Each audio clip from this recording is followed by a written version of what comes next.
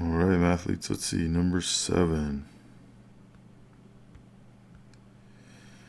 All right, cool. So this is a little different story. If we plug in 5 here, and I'm not going to show the work to do this, but if I plug in 5, then this will be, I'll get a 0 in the denominator, right? Meaning this is undefined, right? And in fact, I get a 0 in the numerator too. So if I plug in 5, I get a 0 over 0 situation. And those are situations that we can often algebraically manipulate, okay? In the last problem, we didn't really know how to algebraically manipulate, or not the last problem, but problem number 5. So we had to use a table because we're dealing with trig values.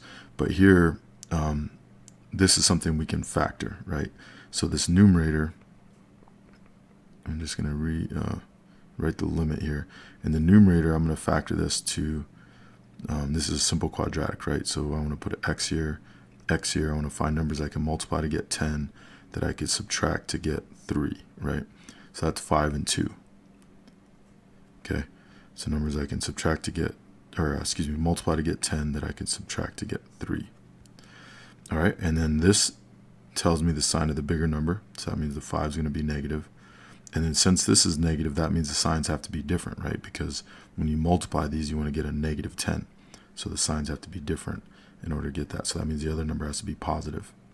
Okay, then on the bottom, this one's a little more tricky because, and I'm going to do a little work down here, because we have a complex quadratic because that 4 is in front. So remember, what we do here is we multiply 4 times 15, and we get 60. And then now we're looking for numbers we can multiply to get 60 that we can add to get 23.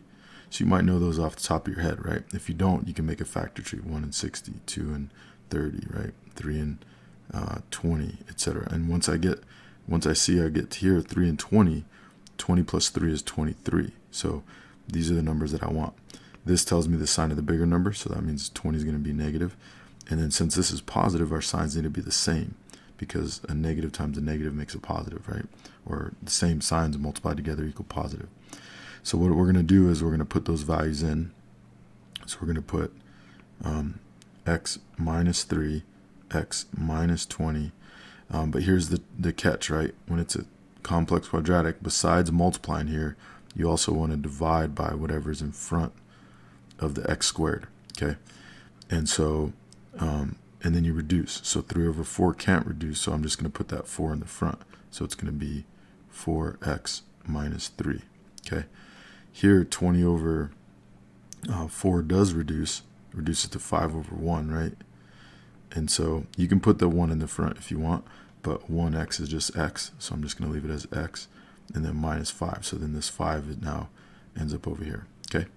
So that's how you do complex quadratics. A couple more steps there, but it's a very similar process. And so now I can see that what happens is these cancel each other out, right? And so, so what that turns into is the limit as x approaches 5 of x plus 2 over 4x minus 3. And now if we plug in 5, we don't get a 0 in the denominator, right? 4 times 5 minus 3 is not 0. So now we can just directly evaluate. So we plug in 5 on top, plug in 5 on the bottom, and we can just do the math, right? It comes out to 7 on top. 4 times 5 is 20, minus 3 is 17. So that's our final answer, 7/17. All right, and remember, you do this when you see polynomial on top and a polynomial on the bottom. That's when you try to factor if you can, factor and cancel. And remember, it starts out with kind of identifying that you have a 0 over 0 situation, and you can kind of do that mentally or, on your calculator real quickly.